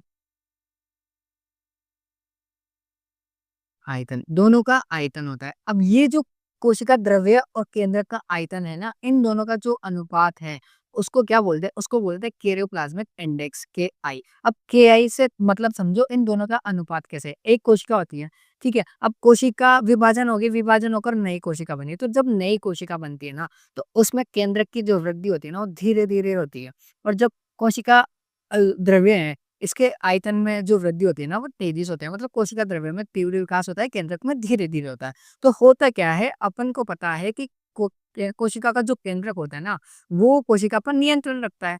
तो जब कोशिका द्रव्य केंद्रक के नियंत्रण से बाहर हो जाता है, बाहर होने का मतलब जैसे मान लो केंद्रक का आयतन है, अभी मान लो नॉर्मल कोशिका में केंद्रक का आयतन 10 है, ठीक है? और सादा कोशिका में केंद्र ये साइटोप्लाज्म का आयतन 20 है, ठीक है? या फिर इसको 10 ही मान लो तो कैलकुलेट करने में ईज़ी रहेगा। 10 है, तो ये क्या है, ये आसानी से इस पर अपना नियंत्रण रख सकता है। लेकिन हुआ क्या, धीरे-धीरे कोशिका ने क्या करी, वृद्धि करी, ठीक है? वृद्धि करी, वृद्धि करने के साथ ही केंद्र का जो आयतन है, ये तो मान लो 10 ही रह गया और ये जो साइटोप्लाज़्म का आयतन है ना, ये कितना हो गया 20। तो अब ये जो केंद्रक का आयतन है ना, इसके कंट्रोल से बाहर हो गया क्या, कोशिका द्रव्य। तो अब क्या करना पड़ेगा, अब कोशिका को करना पड़ेगा विभाजन। तो ये देखो, ये कौन-सी वाली कंडीशन होगी, जैसे माता होगी, ठीक है? मतलब जो मातृ कोशिका है ना, वो। अब ये यूँ पूछ रहा है कि जो केरियोप्लाज़्मिक इंडेक्स है, उसमें मात्र कोशिका और नई संतति कोशिकाओं में केआई में क्या डिफरेंस होता है? तो देखो, जैसे शुरू में इसका कितना था 10 तो केंद्रक का और 20 इसका, तो ओवरऑल अगर मैं केआई निकालूँ, तो केआई कितना हो जाएगा? लगभग 0.5 हो जाएगा। ठीक है ना? 1/2 का मतलब 0.5। अब देखो ओरिजिनल कंडीशन क्या थी? ओरिजिनल कंडीशन ही ये कि जैसे अभी ये कोशिका जब विभाजन करेगी, तो विभाजन करके केंद्रक भी अलग हो जाएगा और कोशिका द्रव्य भी अलग हो जाएगा। तो कितनी मात्रा आ जाएगी जितने वो कंट्रोल कर सके? 10 मान लो, मैंने यहाँ मानी थी कि अगर 10 कोशिका द्रव्य की मात्रा 10 ही रही है, मैं एग्ज़ाम्पल ले रहा हूँ आयतन का कितना, ऐसा नहीं है कि 10 से 20 ही कर सकता है, 15 पे भी कर सकता है, लेकिन 20 मैंने ले लिया कि उसके उससे बाहर हो गया, कंट्रोल से बाहर। तो जैसे मान लो कि केंद्र का आयतन 10 है और कोशिका द्रव्य का आयतन भी 10 है। इस समय कोशिका द्रव्य कोशिका द्रव्य केंद्र के कंट्रोल में है। तो कोशिका विभाजन की आवश्यकता नहीं है। अब देखो, जो नई कोशिका है, ये संतति हो गई ना, संतति, है ना? संतति कोशिका है। अब संतति कोशिका में कितना होगा केआई 1। अब मात्र कोशिका थी उसमें केआई कितना है 0.5। अब देखो पढ़ो इसमें, मात्र कोशिका से कम होता है। मात्र कोशिका में कितना है 0.5 और संतति में कितना है 1। तो ये कम नहीं है, ये ज़्यादा है। तो पहला ऑप्शन गलत। यही पूछा है 2 पुत्री कोशिकाओं में विभाजित होता है तो केआई कैसे होता है? ठीक है? मात्र कोशिका के बराबर, मात्र कोशिका के बराबर नहीं होता। देखो 0.5 अभी मैंने बोला 15 हो गया, तब भी बराबर तो नहीं होगा ना। मात्र कोशिका के बराबर नहीं होता है। अगर मात्र कोशिका के बराबर ही रहता, तो कोशिका विभाजन ही क्यों होता है? वो उसका आयतन नियंत्रण से बाहर है, इसीलिए तो कोशिका विभाजन करना पड़ा है। बराबर रहता तो कोशिका विभाजन की जरूरत नहीं पड़ती, ठीक है? मात्र कोशिका से अधिक होता है। देखो मात्र कोशिका में कितना है 1, सॉरी मात्र कोशिका में कितना है 0.5 और संतति में कितना है 1, तो 0.5 से ज्यादा है 1, तो इसका आंसर क्या हो गया? मात्र सी, मात्र कोशिका से संतति में अधिक होता है। ये बहुत मतलब ना, अगर मान लो इस टाइप के क्वेश्चन तुम तोड़ रहे हो ना, आराम से तुम्हारी लेवल, तुम्हारी तैयारी नेक्स्ट लेवल की, ये समझ के चलना। लेकिन ये है कि तुम्हें ना कंसेप्ट के मिक्स करना आना चाहिए कि कौन सा कंसेप्ट कैसे लग रहा है, ठीक है ना? ऐसा नहीं है, जैसे बायोलॉजी को लोग फैक्ट मान के चलते हैं कि फैक्ट फैक्ट याद करना होता है, थ्योरी होती है, टोटल थ्योरी याद करनी होती है। अब तुम मेरी वीडियोस में देख लेना, जहां पर फैक्ट आते हैं ना, मुझे खुद ही याद नहीं रहते, क्योंकि बायोलॉजी फैक्ट से बहुत ज्यादा आगे है कंसेप्ट पर। जितने तुम्हारे कंसेप्ट क्लियर रहेंगे, तुम्हें बायोलॉजी उतनी ही शानदार आएगी, क्योंकि जो थ्योरी होती है ना, वो एक्चुअल में लाइन ही नहीं होती, वो कहीं ना किसी कंसेप्ट का निचोड़ होती है, वहां से कंसेप्ट निकाल के लाते हैं। तो बस ये है कि कंसेप्ट पर फोकस करो, रट्टा मारने पे मत जाना। रट्टा मारोगे तो फिर अप्लाई नहीं कर पाओगे, और अप्लाई, मैंने तुम्हारे सामने 4-5 क्वेश्चन है, तो अलग-अलग टॉपिक से मिक्स होके फिर हो रहे हो। तो जितना समझ के करोगे ना, अभी देखना फिर इसको समझना, ये जो क्वेश्चन है, इसमें फिर से कंसेप्ट लगेगा। अब कंसेप्ट क्या है? इनमें से कौन स्लाइम लेयर बनाता है? अब सीधा-सीधा क्वेश्चन नहीं पूछ रहा, ये तुम्हारी नॉलेज टेस्ट कर रहा है कि तुम्हें जीवाणु पता है कि नहीं है? जीवाणु के अंदर उसकी कोशिका वृत्ति पता है कि नहीं है? उसकी कोशिका वृत्ति पता है, तो उसका संगठन पता है कि नहीं है? इतना डीप जाके पूछ रहा है। अब देखो होता क्या है, जीवाणु होता है, जीवाणु में कोशिका भित्ति होती है, कोशिका भित्ति में जीवाणु के जो बाहरी आवरण होता है ना, उसको बोलते हैं कि कैप्सूल, ठीक है ना? जैसे जीवाणु कोशिका होती है, उसके बाहर एक आवरण होता है, उसको बोलते हैं कैप्सूल। अब कैप्सूल तुम्हें पता हो, तो ये हार्ड पार्ट होता है, कठोर पार्ट होता है, ठीक है ना? कठोर पार्ट होता है। और अब कैप्सूल क्या होता है? जीवाणु की सुरक्षा करता है, ठीक है? जीवाणु को जब भी प्रतिरोधियों से या फिर किसी भी जीव से या अन्य किसी भी चीज से सुरक्षा करना होता है, तो वो कठोर कैप्सूल का आवरण उसके चारों तरफ रहता है। अब ये जो कैप्सूल है, ये जिस चीज से बना होता है ना, उसकी एक खासियत है कि वो अपने आप में बदलाव कर सकता है। बदलाव कैसे? मान लो जीवाणु का बाहरी आवरण कठोर है, अब जीवाणु को किसी सतह से चिपकना है, तो कठोर आवरण से कैसे चिपकेगा? या फिर जीवाणु को अपने अंदर किसी चीज को एंटर करवाना है, किसी भोजन को अपना अंदर लेना है, तो वो कठोर आवरण से कैसे अंदर आएगा? तो ये क्या होता है, ये इस आवरण को ये बदल लेता है और इस आवरण को बदल के ढीला कर लेता है, ठीक है? जो चिपकने में या फिर किसी पदार्थ को अंदर लेने के लिए या फिर किसी भक्षण करने के लिए वो आसान कर देता है काम को। तो वो जो ढीला आवरण हो गया ना, उसको क्या बोलते हैं? उसको बोलते हैं स्लाइम लेयर। क्या बोलते हैं? Slime layer. ठीक है ना? अब ये जो कैप्सूल और स्लाइम लेयर है ना, इसका संगठन क्या है? ये किसके बने होते हैं? ये बने होते हैं ग्लाइकोकैलिक्स के। तो ग्लाइकोकैलिक्स में क्षमता होती है कि वो हार्ड भी हो जाता है और ऐसा नॉर्मल मुलायम भी हो जाता है। तो ओवरऑल कहाँ से आया क्वेश्चन? स्लाइम लेयर बनाता है। कौन बनाता है? ग्लाइकोकैलिक्स बनाता है। अब तुम्हें पता ही नहीं रहेगा कि ये ग्लाइकोकैलिक्स कहाँ होता है, तो फिर कैसे करोगे? सारा पढ़ के रट के नहीं होगा ना, इसीलिए थोड़ा कंसेप्ट पे भी ध्यान देना है। आगे देखो, कॉलम 1 को कॉलम 2 से मिलाना है। अब मिलाने वाले क्वेश्चन तो मुझे थोड़ा सिंपल लगता है। देखो क्या दिया हुआ है?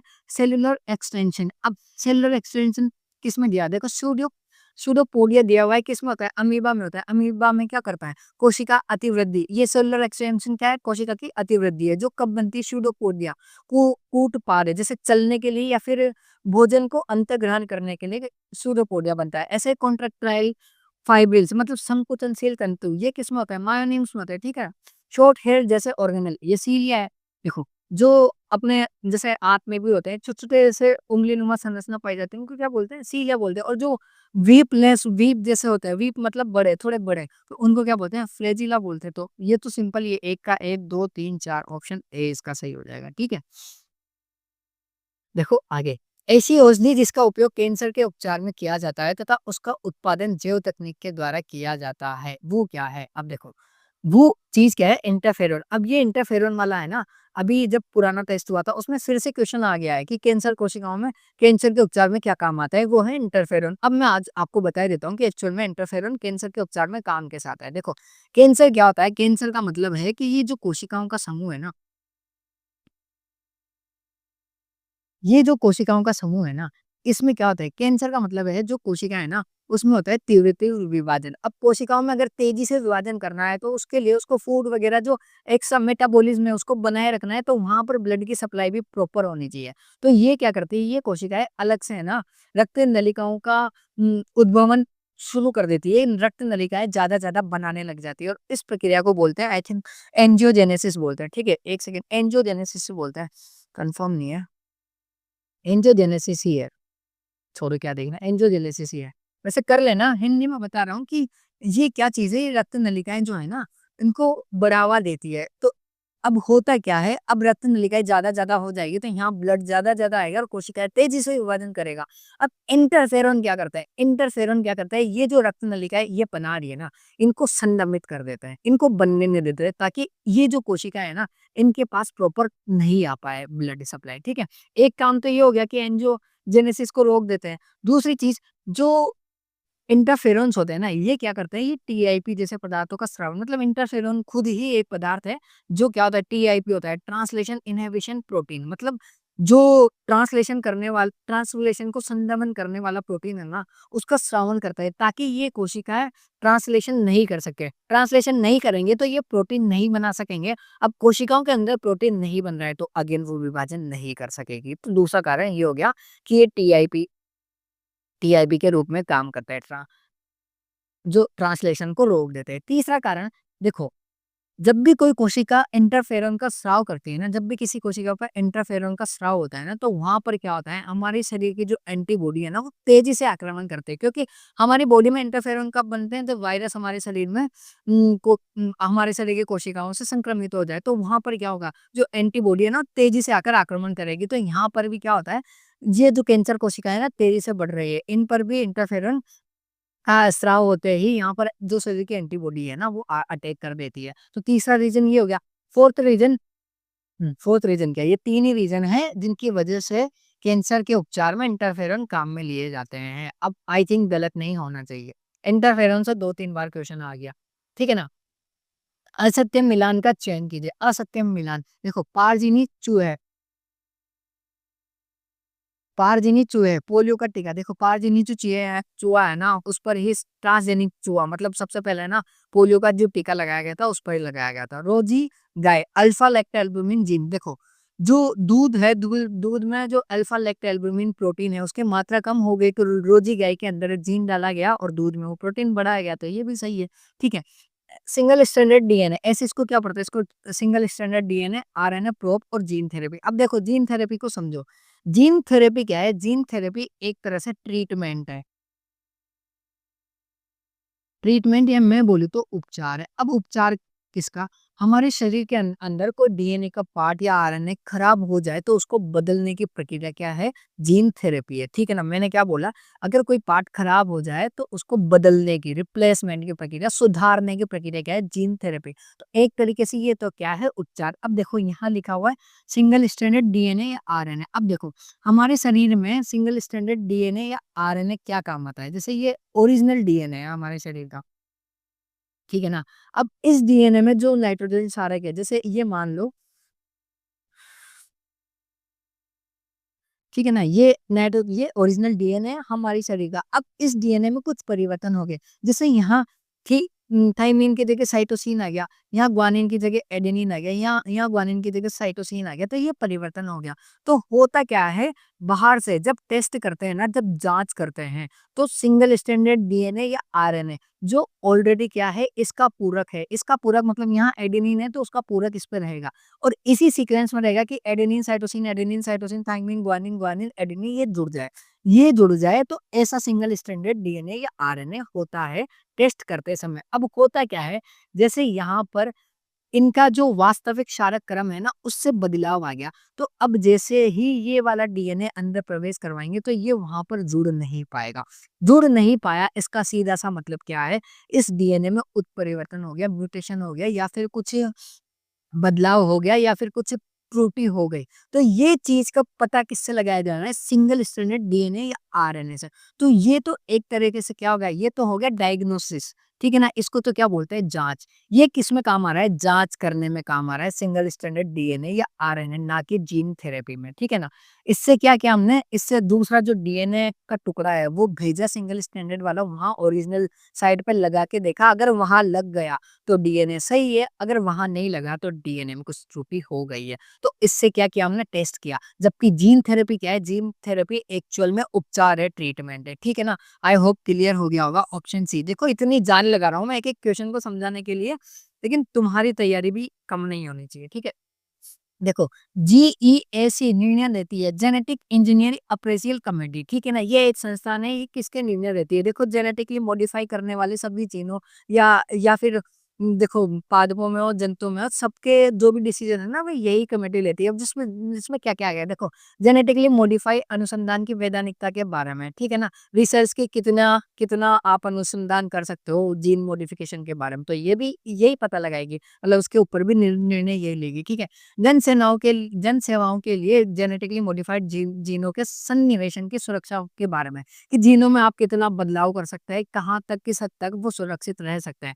इसका निर्णय भी यही रहेगी। बायो पेटेंट की वैधानिकता के बारे में, बायो पेटेंट की भाई अगर आपने कोई ट्रांस मतलब जीन बना लिया है या फिर कुछ भी चीज बना ली है तो उसका पेटेंट भी यही संस्था करती है। तो एक से अधिक विकल्प सही है, ऑप्शन डी इसका सही हो जाएगा, ठीक है?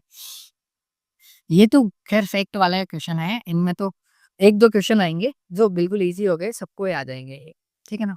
मधुमेह रोगियों को इंसुलिन मुख्य द्वारा नहीं दिया जाता है, क्यों? देखो, ये भी काम का क्वेश्चन है कि जो डायबिटीज़ के पेशेंट होते हैं, उनको जो इंसुलिन दिया जाता है, वो डायरेक्ट मुँह से गोलियाँ बनाकर क्यों नहीं दे सके? हर बार बार-बार इंजेक्शन लगवाने की ज़रूरत क्यों होती है? तो देखो इधर समझो, हमारे शरीर का देखो मुँह में लेने से मतलब क्या है कि जैसे ये हमारे शरीर का सिस्टम है, ठीक है? ठीक है? यहाँ अग्नाशय वगैरह ये सब होते हैं, ठीक है? ये पाचन तंत्र है। अब जैसे ही हम इंसुलिन को मुँह द्वारा लेंगे ना, तो ये कहाँ चला जाएगा? हमारे इसमें चला जाएगा, ठीक है ना? हमारे पाचन तंत्र में चला जाएगा। अब इंसुलिन क्या है? इंसुलिन एक तरीके से हार्मोन है। हार्मोन का मतलब हार्मोन किसके होते हैं? या तो लिपिड के होते हैं, स्टेरॉइड होते हैं या फिर प्रोटीन होते हैं। और इंसुलिन कौन-सा वाला हार्मोन है? इंसुलिन प्रोटीन प्रकृति का हार्मोन है, ठीक है? प्रोटीन मतलब उसमें पेप्टाइड्स होते हैं। क्या होता है? पेप्टाइड्स। या फिर इसको मैं बोलूँ प्रोटीन। अब जैसे ही हम प्रोटीन लेते हैं, प्रोटीन मतलब जैसे हमने अंडा लिया या फिर कोई भी सोयाबीन, दाल, चावल इनको खाए, तो हमारे शरीर ने क्या किया? हमारे शरीर ने उस प्रोटीन को तोड़ दिया, एमिनो एसिड में कन्वर्ट कर दिया। तो मतलब मुँह से लेते ही तो हमारा डाइजेशन सिस्टम क्या कर रहा है? उसका पाचन कर रहा है। मतलब जो प्रोटीन बड़ा अणु है उसको तोड़-तोड़ के छोटे-छोटे टुकड़ों में तोड़ के फिर काम में लेगा। अब अगर इंसुलिन को भी हम ऐसे ही लेंगे तो ये तो पाचन तंत्र में जाते ही टूट जाएगा। अब टूट गया तो फिर इंसुलिन का ओरिजिनल काम तो खत्म ही हो गया, वो टुकड़े-टुकड़े कर दिए उसने। इसीलिए इंसुलिन को मुँह से नहीं लेते हैं। देखो अब इंसुलिन स्वाद में कड़वा होता है। देखो कड़वे मीठी से दवाई का कोई मतलब नहीं होता है, ठीक है? इंसुलिन एक पेप्टाइड है, बिल्कुल इंसुलिन क्या है? एक पेप्टाइड है, प्रोटीन हार्मोन है, जो अगर मुँह द्वारा लिया गया तो पाचन तंत्र में उसका पाचन हो जाएगा और वो किसी काम का नहीं बचेगा। ऑप्शन बी इसका सही हो गया। ठीक है ना? देखो, निम्नलिखित में से प्रोटीन के लिए कौन-सा क्राइजीन कोड जो कि मक्का छिद्र को प्रभावी रूप से नियंत्रित कर सकता है। अब देखो क्राइविश या क्राइजीन या क्राई प्रोटीन जो होते हैं ना, वो 3 टाइप के हैं एनसीईआरटी में, तीनों याद करना है। देखो क्राई फर्स्ट एसी और क्राई सेकंड एबी। ये जो दोनों है ना, ये तो कपास छेदक है। मतलब ये तो रुई जो होता है ना, बैसिलस thuringiensis वाला बीटी कॉटन जो होता है उसके लिए जिम्मेदार है। और जो ये क्राई सेकंड एबी है ना, ये किसमें है? मक्का में, ठीक है ना? मक्का छेदक के रोग में कौन सा काम आता है? Cry first AB. तो ये याद करने हैं तीनों, ये सिंपल याद करना है, कोई सा भी एक, जैसे मक्का मतलब ये दो याद कर लेना तो तीसरा अपने आप याद हो जाएगा तुम्हें। ठीक है ना? निम्नलिखित में से एक सेकंड रुकना। ठीक है ना? वीडियो बहुत लंबी होने वाली है ये, लेकिन क्वेश्चन समझ में आने चाहिए, ठीक है? निम्नलिखित में से कौन सा लक्षण बीटी कपास के लिए अनुकूलित नहीं है? अब बीटी कपास के लिए जो बीटी कॉटन है उसके लिए क्या नहीं है? देखो बीटी बोटुलिनम विषाक्त के लिए संक्षिप्त शब्द है, नहीं। देखो यही गलत हो गया। जो बीटी कॉटन में जो बीटी शब्द है ना, वो किससे लिया गया है? वो लिया गया है बेसिलस thuringiensis।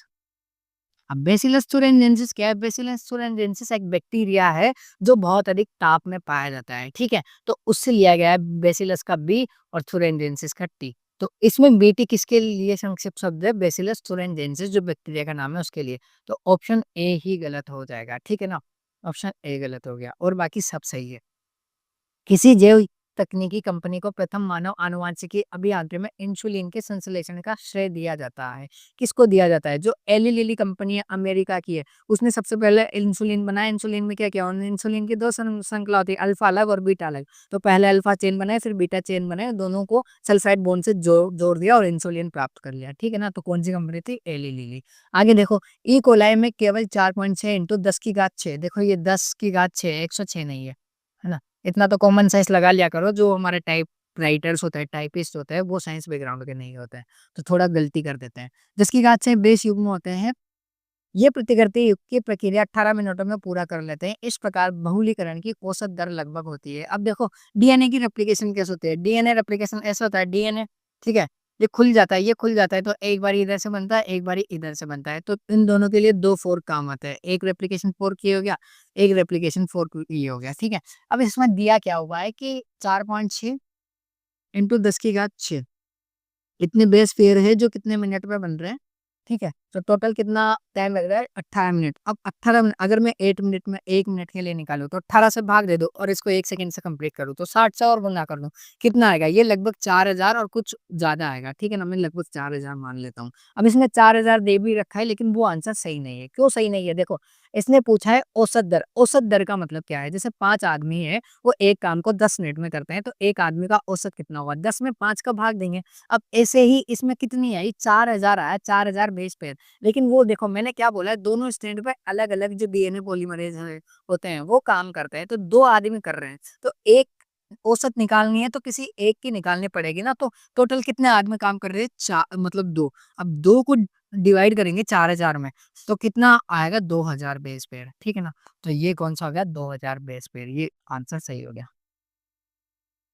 ठीक है। निम्नलिखित में से कौन-सा एक रेस्ट्रिक्शन एंडोन्यूक्लियस है? रेस्ट्रिक्शन एंडोन्यूक्लियस पूछ रहा है तो याद ही करना है, हिंद सेकंड रेस्ट्रिक्शन एंडोन्यूक्लियर है, ठीक है। बायोलिस्टिक्स जीन गोलाबारी किसके लिए उपयुक्त है? अब देखो बायोलिस्टिक्स लिखा हुआ है, तो बायोलिस्टिक्स में 2 शब्द है। एक तो बायो का मतलब है बायोलॉजिकल, ठीक है? और लिस्टिक्स का मतलब है बैलिस्टिक। अब बैलिस्टिक जैसे बैलिस्टिक मिसाइल होती है, जैसे ब्रह्मोस है, वो बैलिस्टिक टाइप की है, मतलब जो सीधा अटैक करते हैं घुस के, है ना? तो उससे लिया गया है। बायोलिस्टिक किसके लिए उपयुक्त है? अब बायोलिस्टिक्स क्या होता है? जीन गन होती है। अब जीन गन क्यों बनाई गई है? क्योंकि हम जब डीएनए को किसी कोशिका में अंदर प्रवेश करवाते हैं, तो उसके लिए क्या करते हैं? वाहक लेते हैं, वाहक के अंदर डीएनए जोड़ा जाता है। लेकिन अगर वाहक किसी में प्रवेश ही नहीं कर सके, वाहक ही प्रवेश नहीं कर सकते, तो हम डीएनए को कैसे प्रवेश करवाएँगे? तो उसके लिए क्या किया? एक गन बनाई जिसमें डीएनए डाला, उससे फायर किया, सीधा डीएनए अंदर। ठीक है ना? अब सुनो, समवाहकों के साथ जोड़कर पुनर्योगज डीएनए का बनाना। अगर समवाहकों के साथ जुड़ ही जाता है तो हम ऐसे बनाते हैं क्यों? तो ये तो गलत है। डीएनए फिंगरप्रिंटिंग में नहीं, डीएनए फिंगरप्रिंटिंग में कोई काम नहीं है जीन गन का। रोगजनक समवाहकों का निष्क्रिय करने में। रोगजनक समवाहकों को क्या उससे गोली मार मार के नष्ट थोड़ी करेंगे, तो वो गलत है। पादप कोशिकाओं का रूपांतरण। देखो जो पादप कोशिकाएं होती है उनमें जो संक्रमण होता है ना वो आसानी से नहीं हो पाता है। कोई जो संवाहक है ना उसको हम वापस आसानी से नहीं बेच सकते। अभी तो जैसे टीआई प्लाज्मिड हो गया, उसके साथ करवा सकते हैं, लेकिन पहले नहीं करवा सकते थे। और ज़्यादातर कंडीशन में क्या हो गया, पादप में अगर कुछ चीज़ मॉडिफ़िकेशन करवाना है जेनेटिकली, तो उसमें क्या करते हैं, बायोलिस्टिक्स का यूज़ करते हैं, जीन गन का यूज़ करते हैं, ठीक है? ऑप्शन डी सही होगा। नॉन रिकॉम्बिनेंट जीवाणुओं के नीली निवा के विपरीत पुनर्योजी जीवाणुओं के निवा श्वेत दिखाई देता है। देखो फिर से नाम लीला है और ये बहुत तगड़ा क्वेश्चन है, इसको फिर से समझना है ना? क्या दिया हुआ है? इधर देखो, आपने पढ़ा होगा एक कंसेप्ट, वो है लैक जेड जीन का। ठीक है ना? अब लेग जेड जीन क्या होता है? लेग जेड जीन एक प्रोटीन बनाता है जिसका नाम क्या है? वो है बीटा गैलेक्टोसाइड, ठीक है ना? लेग जेड जीन क्या बनाता है? Beta galactoside. जैसे ये मान लो ये लेग जेड जीन है, ठीक है ना? ये क्या बनाना है? ये बनाना है बीटा गैलेक्टोसाइड। अब क्या करो, अगर मान लो ये जीन है बीटा गैलेक्टोसाइड वाला, अगर इसको मैं रिकॉम्बिनेंट कर दूं, मतलब इसमें किसी और डीएनए को जोड़ दूं, यहाँ से यहाँ तक मैंने कोई दूसरा डीएनए खंड जोड़ दिया, तो इसका जो मूल मूल क्षेत्र है ना, मूल मूल जो लेग जेड जीन है उसमें परिवर्तन हो गया। अब उसमें परिवर्तन हो गया तो ये क्या करेगा? ये बीटा गैलेक्टोसाइड नहीं बनाएगा, ठीक है ना? ये क्या करेगा? ये बीटा गैलेक्टोसाइड नहीं बनाएगा। अब होता क्या है, एक जेल होता है, कौन सा एक जेल होता है? एक्स जेल, ठीक है ना? एक जेल होता है एक्स जेल, ठीक है ना? अब एक्स जेल के साथ अगर बीटा गैलेक्टोसाइड डाला जाए, तो ये क्या करता है? ये बीटा गैलेक्टोसाइड क्या करता है? इस एक्स जेल को तोड़ देता है और तोड़कर ब्लू कलर में कन्वर्ट कर देता है। कौन सा कलर आता है? जब बीटा गैलेक्टोसाइड एक्स जेल को तोड़ देगा तो कौन सा कलर आएगा? Blue colour. अब मान लो कि ये एक्स जेल है, अब इसको बीटा गैलेक्टोसाइड नहीं मिला तो ये कौन-सा कलर रहेगा? व्हाइट कलर, ठीक है ना? अब ये सारी रामलीला है, इतना सा समझ लेना। क्या है? लेग-जेड जीन होता है जो बीटा गैलेक्टोसाइड बनाता है। अब लेग-जेड जीन में परिवर्तन कर दिया तो बीटा गैलेक्टोसाइड नहीं बनेगा, तो ये तो नॉन रिकॉम्बिनेंट है, ठीक है ना? ये कौन-सा है? Non recombinant. और ये कौन-सा है? ये है रिकॉम्बिनेंट, ठीक है ना? रिकॉम्बिनेंट है। अब इतना समझो, अब पढ़ो इसको पढ़ो, अब हिंदी में मत पढ़ो, वापस से इंग्लिश में पढ़ो। देखो, पुनर्योगी जीवाणुओं मतलब नॉन रिकॉम्बिक अपुनर्योगी दे रखा है, नॉन रिकॉम्बिनेंट जीवाणुओं को नीली नरिनिवा के विपरीत। देखो, नॉन रिकॉम्बिनेंट मतलब ये वाले, इसमें बीटा गैलेक्टोसाइड बन रहा है, ठीक है ना? तो ये कौन-सा कलर है? नीली। तो ये लाइन ऐसे लिखी हुई है कि इसके विपरीत मतलब अब व्हाइट वाला बता रहा है कि रिकॉम्बिनेंट जीवाणुओं के निवा क्षेत्र दिखाई देगा है।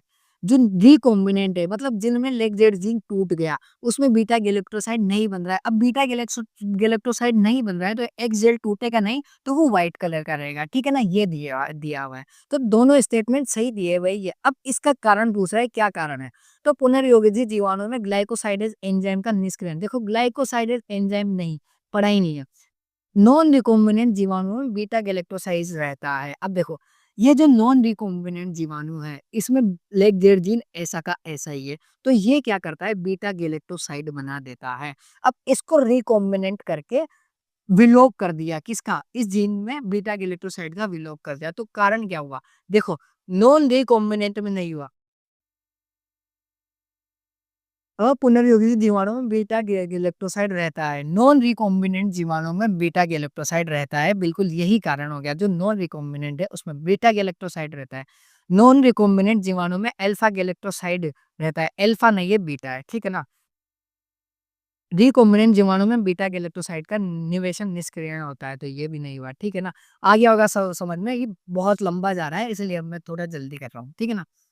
प्रतिजैविकों के प्रति प्रतिरोध कूट कर लेखन करने वाले ई कोलाई के लिए उपयोगी वर्ण योग्य मतलब मार्कर चिन्हक मार्कर जीन माने जाते हैं। मार्कर जीन का मतलब क्या है? जैसे आपने कोई कोशिका है, कोशिका में डीएनए एंटर करवाया, अब उस कोशिका पे ऐसे प्रैक्टिकल करके कि जो डीएनए आपने एंटर करवाया वो दिख जाए कि एंटर हुआ है या नहीं है, तो उसके लिए सबसे बेस्ट होता है ई कोलाई। अब ई कोलाई क्या होता है? ई कोलाई में एक भी जो एंटीबायोटिक होती है ना, उसके लिए रेजिस्टेंट नहीं पाया जाता है, प्रतिरोधक क्षमता नहीं पाई जाती है। तो जैसे ये ई कोलाई बैक्टीरिया है, अब इसको कोई सी भी एंटीबायोटिक इस पे डालोगे ना, तो ये क्या हो जाएगा? ये मर जाएगा, ठीक है ना? ये नष्ट हो जाएगा। अब होता क्या है, जो ई कोलाई जीवाणु होता है ना, इसको सबसे अच्छा मार्कर जीन माना जाता है, मार्कर माना जाता है, बायोलॉजिकल मार्कर। क्यों? क्योंकि अगर इसके अंदर कोई डीएनए एंटर करवा दिया, अब एंटर करवा दिया, अब उसमें एम्पिसिलिन रेजिस्टेंस का जीन लगा दिया, ठीक है? एम्पिसिलिन रेजिस्टेंस वाला जीन लगा दिया। तो अब जैसे ही डीएनए एंटर हुआ, तो इस ई कोलाई जो पहले किसी भी एंटीबायोटिक के लिए रेजिस्टेंट नहीं था, अब वो किसके लिए रेजिस्टेंट हो गया? एम्पिसिलिन के लिए रेजिस्टेंट हो गया। तो अब जैसे ही एम्पिसिलिन इस पर डालेंगे तो ये जीवाणु जीवित बच जाएगा। इससे क्या हुआ? इससे पता लग गया कि जो डीएनए हमने डाला था वो अंदर चला गया है। अब देखो क्या हो गया है। उपयोगी वर्ण योग्य चिन्हक माना जाता है। ये स्टेटमेंट तो सही है। सामान्य ई कोलाई कोशिकाओं में किसी भी प्रतिजैवी के प्रति प्रतिरोध नहीं होता है, तो ये भी सही है। तो ऑप्शन ए कथन और कारण दोनों सही है और व्याख्या भी कर रहा है, ठीक है ना?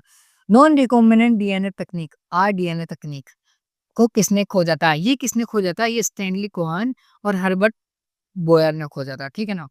निम्न में से कौन-सा प्लाज़्मिड का लक्षण नहीं है? अब प्लाज़्मिड का लक्षण क्या होता है? स्वतंत्र प्रतिकृति, बिल्कुल। प्लाज़्मिड स्वतंत्र प्रतिकृति कर सकते हैं, इसीलिए तो हम अपना डीएनए उसमें लगा के एंटर करवाते हैं, बिल्कुल। गोलाकार संरचना होता है, ये तो हमने पढ़ा ही है, जीवाणु में गोलाकार डीएनए पाया जाता है, इसको प्लाज़्मिड बोलते हैं। हस्तांतरित, ट्रांसफरेबल होते हैं, जभी तो हमारा काम आसानी से कर जाता है, दूसरे डीएनए ले जाता है।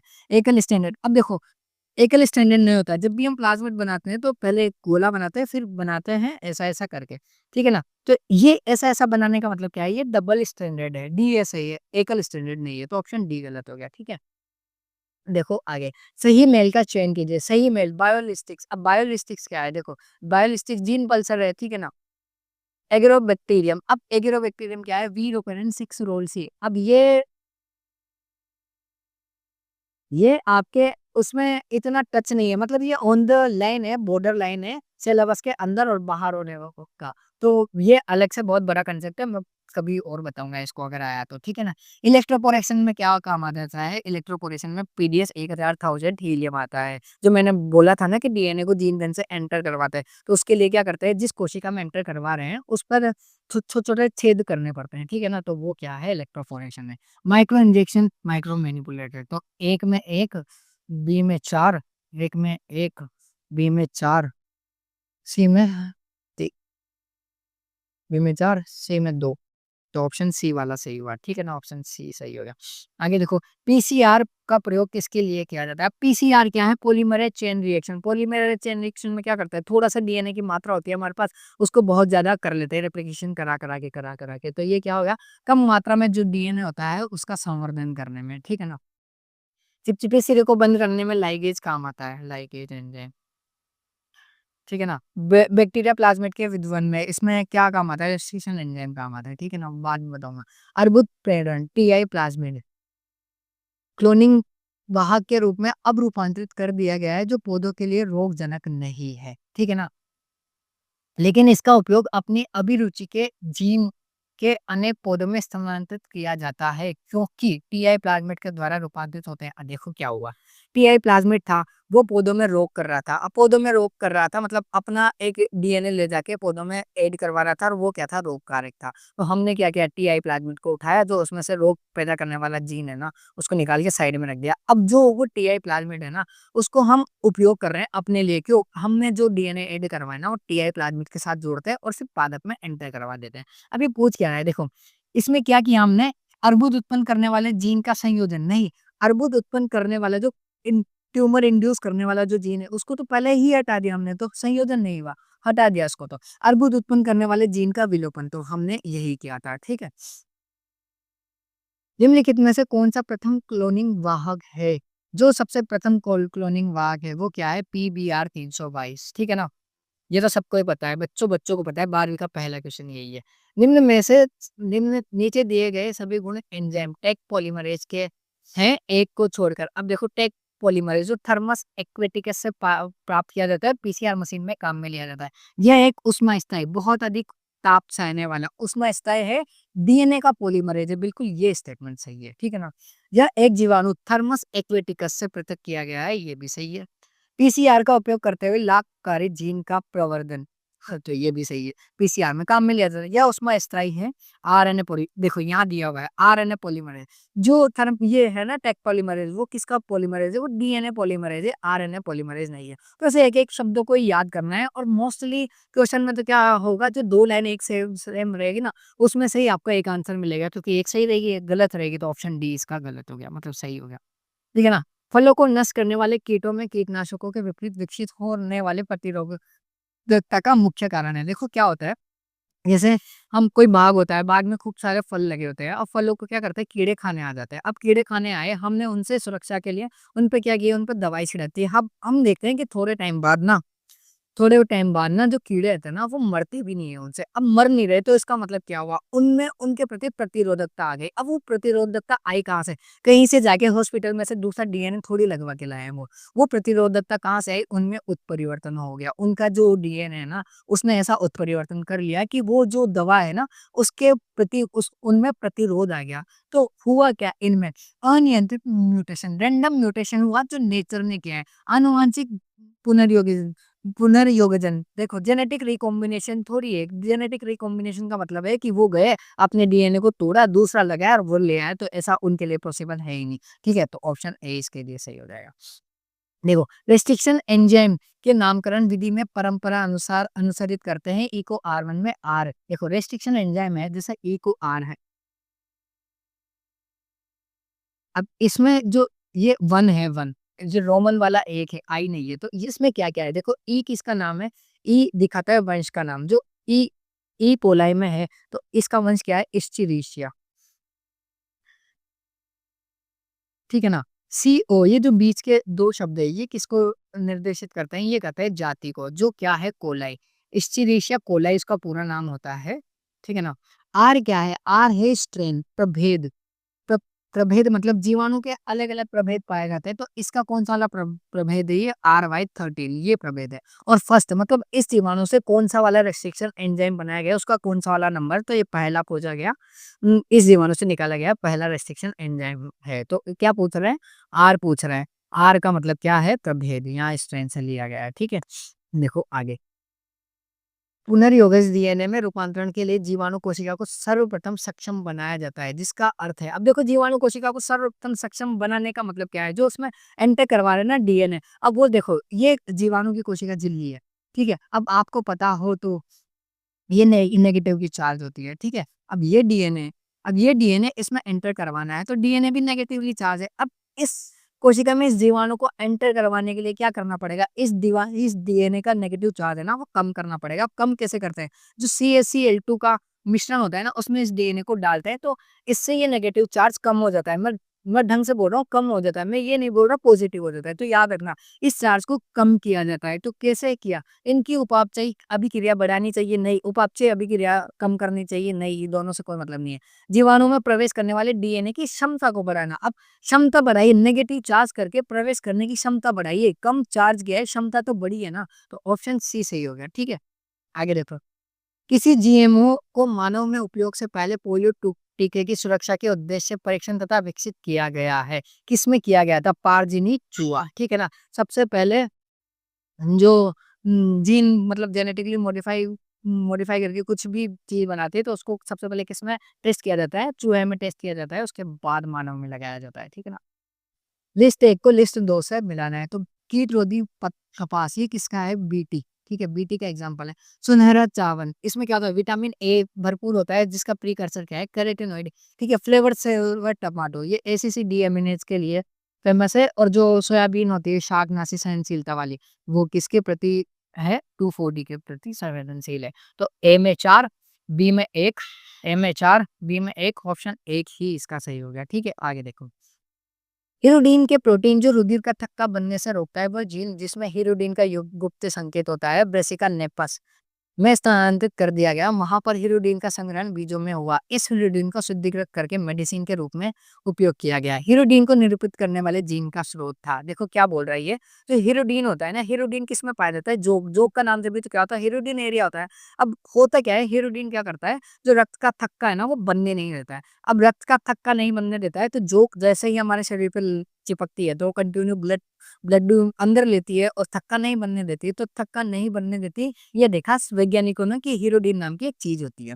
अब हीरोडिन नाम की एक चीज है ना, वो वैज्ञानिकों ने क्या किया है, पौधे में लगा दी। अब पौधे में जो फल बन रहे हैं ना, उसमें मिल रहा है क्या, हीरोडिन। अब उसमें से हीरोडिन बाहर निकाल के उसको दवाइयों में काम ले रहे हैं। तो ये जो पूछ रहा है, जो वैज्ञानिकों ने हीरोडिन निकाल के पौधे में लगाया, वो कहाँ से निकाला था? वो जोक से नहीं निकाला था। देखो यहाँ पहला ऑप्शन ही झूठ दिया हुआ है, वो जोक से नहीं निकाला था। वो वैज्ञानिकों ने क्या किया था, लेब में बनाया था, केमिकली सिंथेसाइज किया था। तो ऑप्शन 20 का सही हो जाएगा। जोक से नहीं निकाला था। जो हीरोडिन पौधों में है, वो केमिकली सिंथेसाइज है, ठीक है ना। देखो, हीरोडिन एक प्रोटीन है जो रक्त स्पंदन को रोकता है। बिल्कुल सही बात है, अभी जस्ट बताया मैंने। जीन जो हीरोडिन को एन्कोडित करता है, वो ब्रेसिका नेपस में स्थानांतरित होता है, जहां पर हीरोडिन बीजों में संचित होता है। ये भी स्टेटमेंट सही है, ये भी स्टेटमेंट सही है। अब रही व्याख्या की बात, तो देखो ऊपर क्या दिया हुआ है, ऊपर इसकी विशेषता बताई गई है कि ये ब्लड का थक्का बनाने के लिए ब्लड का थक्का नहीं बनने देता है, ठीक है ना। तो ये दिया हुआ है। अब नीचे क्या दिया गया है, नीचे इसमें आर्थिक महत्व दिया गया है कि इसका उपयोग करके दवाइयाँ वगैरह बनाई जाती है। तो दोनों का कोई संबंध है ही नहीं। तो कथन 1 और 2 दोनों सत्य है, लेकिन इसका कोई संबंध व्याख्या नहीं है, ठीक है? डीएनए के खंड कैसे होते हैं? डीएनए के खंड ऋणात्मक आवेशित होते हैं, सबको ही पता है, ठीक है? देखो, द्विजातीय डीएनए तथा प्लाज़मिड को समान एंडोन्यूक्लियस से काटा जाता है, जिसे जोड़कर पुनर्योजी प्लाज़मिड बनाया जाता है। तो जोड़ते किससे? इसको जोड़ते लाइगेज से। देखो डीएनए पॉलीमरेज़ जो है, उससे डीएनए का निर्माण किया जाता है। लाइगेज जो है, इसको क्या बोलते हैं? इसको बोलते हैं